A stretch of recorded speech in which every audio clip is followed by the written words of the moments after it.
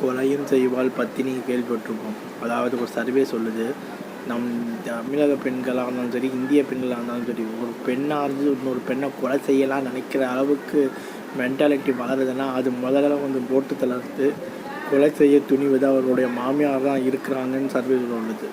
So பெண்களின் வெறுக்கத்தக்க ஒரு நபராக மாமியார் இருக்கிறாங்கன்னு.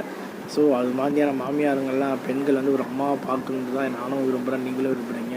ஸோ மாமியாரும் மருமகளும் ஒற்றுமையாக இருக்கணும். மருமகளும் மாமியாரும் கல்யாணத்துக்கு முன் கவுன்சிலிங் எடுத்துக்கணும். உங்களுக்கு எது பிடிக்காது, எங்களுக்கு எது பிடிக்காதுன்னு சொல்லி கவுன்சிலிங் எடுத்துக்கிட்டால் வாழ்க்கை நல்லா இருக்கும், கூட்டு குடும்பமாக நல்லா வாழலாம். ஏன்னா இன்றைக்கி சென்னையில் பார்த்தா அதிக அளவு தனி வீடுகள் நிறைய பேர் இருக்குது. கல்யாணம் ஆனோடனே பெற்ற பையனே இருந்தாலும் அம்மாவை தனியாக வச்சுட்டு பொண்டாட்டியோட போயிடுறாங்க.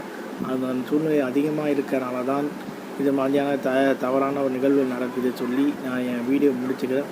இது மாதிரி நடக்கிறது தவிர்க்கணும்னு